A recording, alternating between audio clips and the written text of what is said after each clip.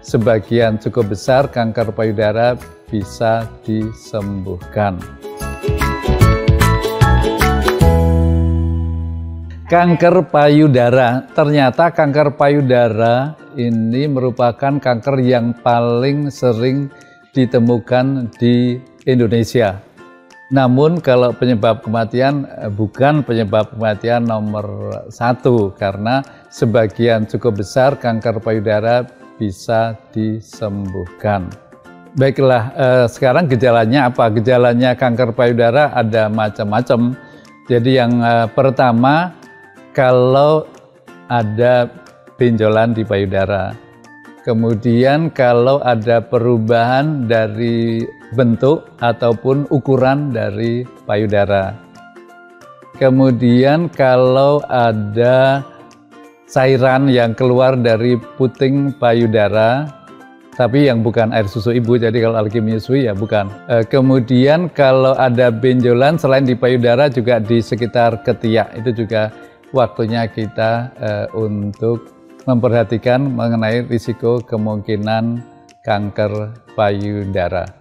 Oh ya, satu lagi yang penting adalah kalau ada rasa nyeri di payudara, itu juga waktunya untuk kita periksa ke dokter. Risiko kanker payudara itu bisa dibagi dua. Yang satu yang tidak bisa dikoreksi, yang lain yang bisa diperbaiki. Yang tidak bisa koreksi yang paling gampang tentu saja usia. Jadi kalau usia lebih dari 50 tahun itu mempunyai risiko terkena kanker payudara lebih besar dibandingkan dengan yang usia di bawahnya. Yang kedua adalah mutasi genetik. Jadi ada mutasi genetik yang disebut BRCA1 dan BRCA2. Contoh yang paling nyata adalah kita mungkin pernah mendengar artis Angelina Jolie. Angelina Jolie itu sama sekali dia tidak sakit kanker payudara. Namun ibunya ya dan positif BRCA1, BRCA2. Setelah dia memeriksakan diri ternyata positif. Kalau dia tidak dibuang payudaranya, walaupun Angelina Jolie tidak sakit kanker, maka risiko terkena kanker payudaranya itu tinggi banget, antara 50-80%. Karena itu dia memutuskan dibuang kedua payudaranya, kemudian dioperasi plastik. Itu adalah mengenai BRCA1 dan BRCA2. Yang lain adalah mengenai riwayat reproduksi. Jadi kalau mensnya mulainya kurang dari 12 tahun, artinya menstruasinya seorang wanita itu lebih cepat dari rata-rata, kemudian menopausonya lebih dari 55 tahun, itu kan berarti dia terkena paparan hormonal estrogen lebih lama. Nah, itu berisiko lebih tinggi untuk terkena kanker payudara. Apalagi yang lain, kalau payudaranya relatif padat, istilahnya dense breast, itu risikonya meningkat untuk terkena kanker payudara.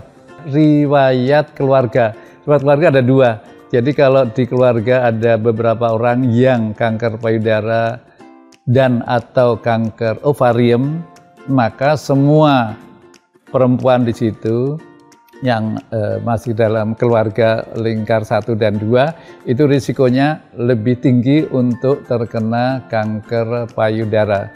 Yang pertama adalah olahraga, ya, adalah kalau kita hidupnya aktif. Jadi standar untuk olahraga itu di mana-mana sama. Usahakan lebih dari 150 menit per minggu. Jadi kalau setengah jam sehari olahraganya ya 5 kali seminggu, kalau olahraganya 1 jam boleh 3 kali seminggu. Dan yang disebut olahraga tidak harus taekwondo ataupun karate, namun cukup jalan cepat bisa, sepeda statis boleh, berenang oke, badminton monggo. Jadi gendut apalagi kalau obesitas. Jadi kalau obes amat sangat gendut, berat badan 120 kilo, 110 kilo itu risiko terkena kanker payudara tinggi. Dan yang lain adalah hindari alkohol karena sudah terbukti minum alkohol itu meningkatkan risiko kanker payudara. Beberapa tahun yang lalu banyak sekali beredar bahwa jangan berobat kemoterapi. Kenapa? Karena kemoterapi itu bikin mual, bikin muntah, rambut rontok. Yang kedua adalah ada fasenya buah merah. Saya masih ingat, jadi ada buah merah itu adanya di Papua, panjang merah gitu ya.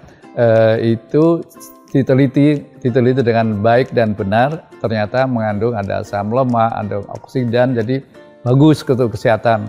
Namun sayangnya yang bagus ini kemudian menjadi diloncat belum melampaui. Harusnya kan uji klinik dulu, 1, 2, 3, kemudian ternyata bermanfaat tidak untuk kanker payudara. Ini langsung dipasarkan sehingga pasien-pasien stop menggantikan kemoterapi, menggantikan dengan buah merah. Ada juga yang menggantikan dengan daun mahkota dewa. Ada juga yang menggantikan dengan susu kuda liar. Apa yang terjadi? Nyaman, pasiennya jadi sehat, segar. Kenapa segar?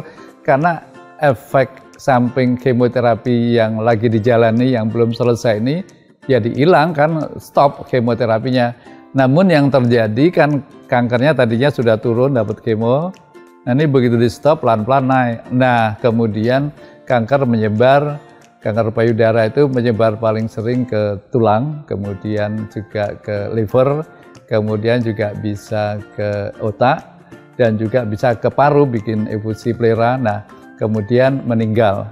Jadi bagaimana dong pengobatan? Ya pertama harus operasi, apalagi harus dilihat dulu komorbidnya, apakah pasien mempunyai penyakit lain, apakah ada diabetes, ada hipertensi, usianya berapa, menstruasinya masih atau tidak. Jadi cukup banyak faktor untuk menentukan pengobatan. Jadi bisa lain, iya bisa lain. Jadi seorang wanita dengan kanker payudara pada stadium yang sama, stadium 2 misalnya atau stadium 3, itu ternyata pengobatannya bisa berbeda.